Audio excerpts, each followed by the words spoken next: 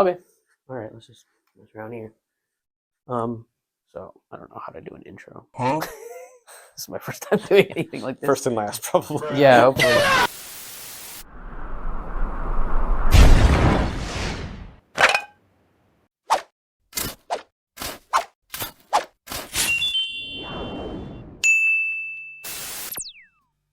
Hey guys, today we're here with my PI, Dr. Ian Roederer. He's a member of the astronomy group here at the Department of Physics of NC State University. And we're going to be talking a bit about the ethics of research and how it pertains to his group and his particular research as well. And maybe we get to hear some of his takes on some of these ethical issues. First question I want to ask you is, so we can get to know you a little better, what do you do research in? Who do you work with? What are you interested in terms of your research? Yeah. So my research interests are in stellar and galactic astrophysics, and in particular, understanding the origin of the elements all across the periodic table. So we do this by collecting spectra of stars and using the absorption signatures and the chemical fingerprints present in those spectra to learn something about the physics about how the elements all across the periodic table came to be made in past generations of stars or stellar remnants. Sounds really cool. I mean, who do you usually work with? Which kind of universities? Are there any organizations that you maybe get funding from, or what's the deal with that? Yeah, so my research is primarily funded by the National Science Foundation and NASA. And my collaborators are spread all around the world. They're more concentrated in the United States, but I have collaborators on at least 4 continents and beyond. So there's no particular university or kind of university where they are. They tend to be universities that are relatively well-resourced in the sense that it's not uncommon for astronomy departments to be members, or rather the universities that are part of to be members of consortia that operate telescopes. I see, that makes sense, yeah. And that's not the only way one can get data, especially now. But historically, that was the way things worked. And so now my collaborators are people who are some are at institutions with telescope access. Others are at institutions where you either rely on your collaborators for sources of data or you go through the public. Many surveys are all public, open access from the moment the data are collected and processed. And so going to the internet is just another data source now. Yeah. All right, so the first couple of questions I want to ask you is about authorship practices in your field and specifically in your group and the people that you work with. Just to start off with the broad question, what criteria do you usually use to determine who is an author on a paper? Yeah, it depends based on the nature of the collaboration in the project. So if it is part of like just a small team of people, you and I, for example, might have an idea and do some project that we've come up with. Generally, authorship would be you and I, and then anyone else who we bring in at some point to contribute something because they have expertise or some piece of software or something else that we don't have that we think we need. I see. So in that sense, the list of authors would grow sort of as needed. Okay. For bigger collaborative projects that are part of a formalized collaboration, well, many of these collaborations have publication policies that they have their own rules. Own rules, exactly. Based on like who's going to be first author and who's last author and etc. Yes. Okay. So who's first author, who's last author, who appears on the author list, who has sort of first right of refusal for a particular project. Okay. And this has become a bigger issue in the last 15 or 20 years since many data sets have become largely open access and available to anyone. Anyone with the idea can go do the project, right? Because you're simply downloading data from the internet. So when like 2 collaborators, let's say, like have come up with an idea at the same time, like is that there's like issues there generally where like, oh, like, no, I came up with the idea first, so I want to be first author. Oh no, maybe he wants to be first author or she wants to be first author or something like that. Right. So if it's within the collaboration, if it's 2 people within the same collaboration, generally there are rules. There are rules, and at least for the collaborations I'm a part of, the way we have formed ourselves over the years are generally we are people who, for the most part, work well together, enjoy working with each other, and want to preserve those working relationships for decades. So we find ways to massage that. That makes sense. Like for the greater good of like long-term relationships, you try to make sure like relationships are fine. Exactly. And one of the ways that we do that is as we are thinking down the road several steps, from data collection to analysis to publication, when you start to identify these are the kinds of projects, or rather the specific projects even, that we hope to do in 2 to 3 years, you start penciling in people at that time who nominally will lead those projects. I see. And lead those papers. Okay. So that everyone understands and everyone gets their own piece, right? Everyone has something. So you're not trying to fight for that one result in 2 years' time or something like that. That makes sense. So based off of your answer for the last question, what sort of criteria specifically does your group have for determining who's the first author and who's the last author? Because I know some groups have very specific things about those. Right. So in astronomy, it's very common for the person who did most of the work to be the first author. And in some fields, the person who maybe didn't do a lot of work on that project, but was responsible for securing the funding, ends up as the last author. Okay.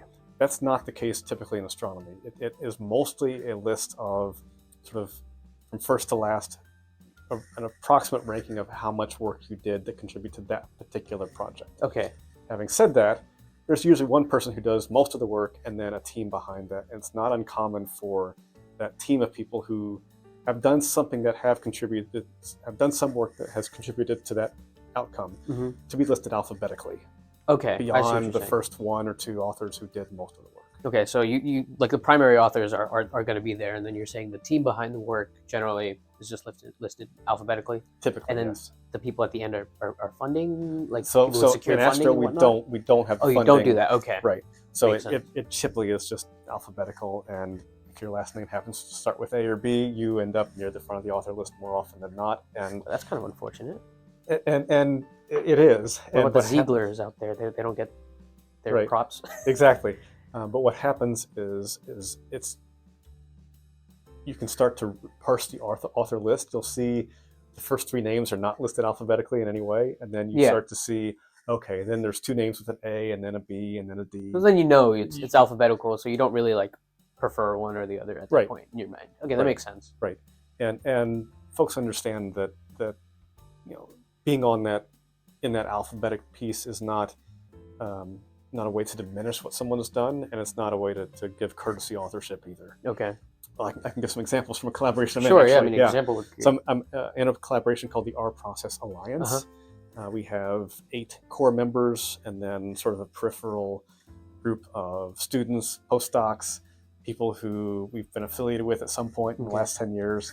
And that group of core people meets regularly on Zoom. We're all at different institutions to talk through just how our project's going and some management issues, whatever comes up, sort of week to week. And we have been the ones who collected most of the data, and that involves identifying the targets to begin with, going to telescopes, securing the telescope time, processing the data, and then managing that data in some way that everyone can access. So folks in that group have contributed to some part of basically every publication, so they are by default listed on all of the papers as authors. And then anyone else who did something on that particular paper will very likely be listed. At what point in time does an authorship become an acknowledgement? Like maybe they didn't do all the work, but they were like, maybe they did help with some of the technical difficulties with like the telescope or something. Is there any like hard baseline or? Right. And I don't know if there's a general field rubric for this. Individually, I think we tend to see what happens and just model that. So, for example, we would not include as authors the telescope operators who are staff at the telescope and are just, their job is to be there every night and make sure it works and help you collect your data. If they go above and beyond, they might get an acknowledgement. Like specifically, this person did this extra work that we needed to keep the telescope running on this particular night. Exactly. Which was challenging. Right. So they'll get a little acknowledgement here. Right. And there. And anyone who maybe worked in like tech support or something like that, getting a code to run on someone's machine, I see. right?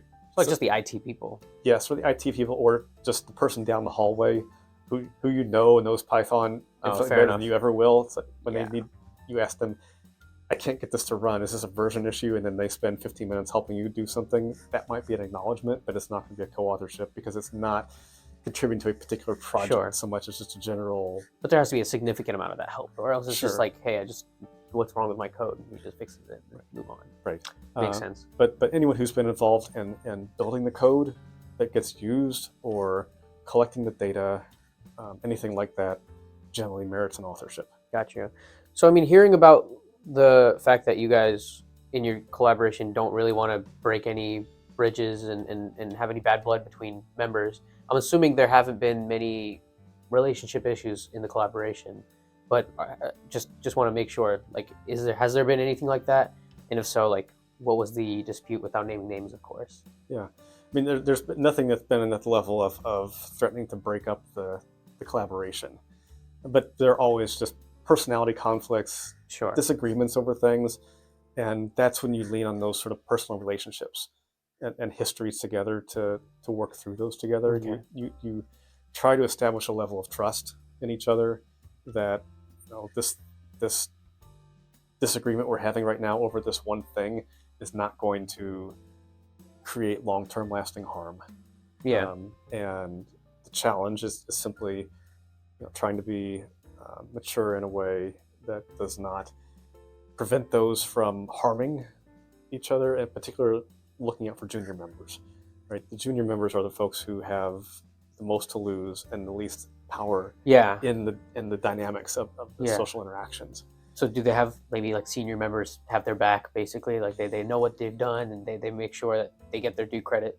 That's right. You're right. It's really helpful to have a senior member who's looking out for you and can help advise you on situations that you may not have experienced before but are creating potential conflict.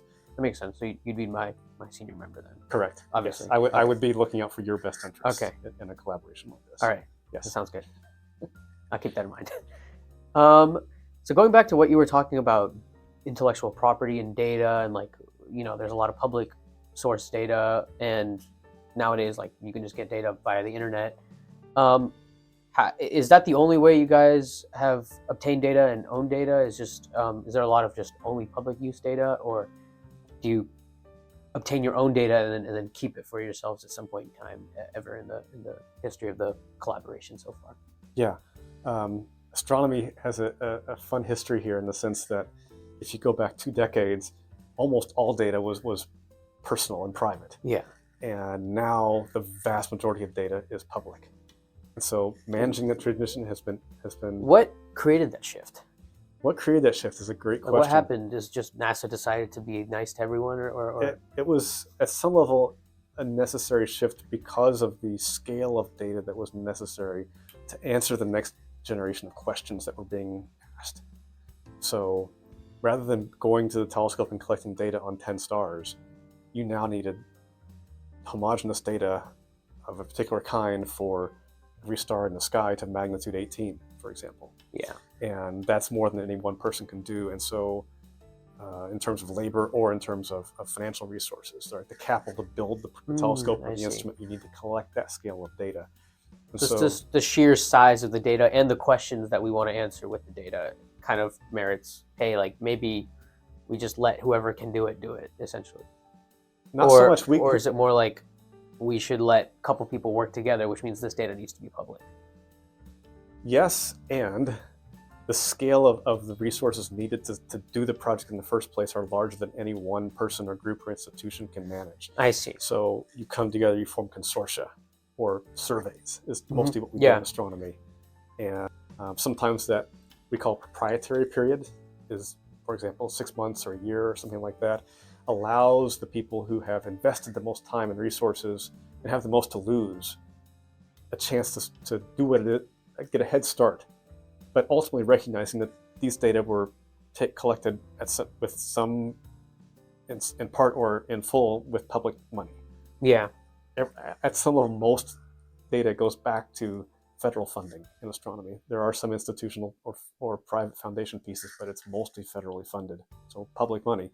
But you do want to incentivize people actually doing the work to create science-ready data in the first place. Sure. And so that's what the proprietary period is designed to incentivize. Someone to see. spend their time, invest, and do it right so that everyone can benefit. And going forward, NASA projects are I think, all going to have 0 proprietary period. So wow. So that's a big deal.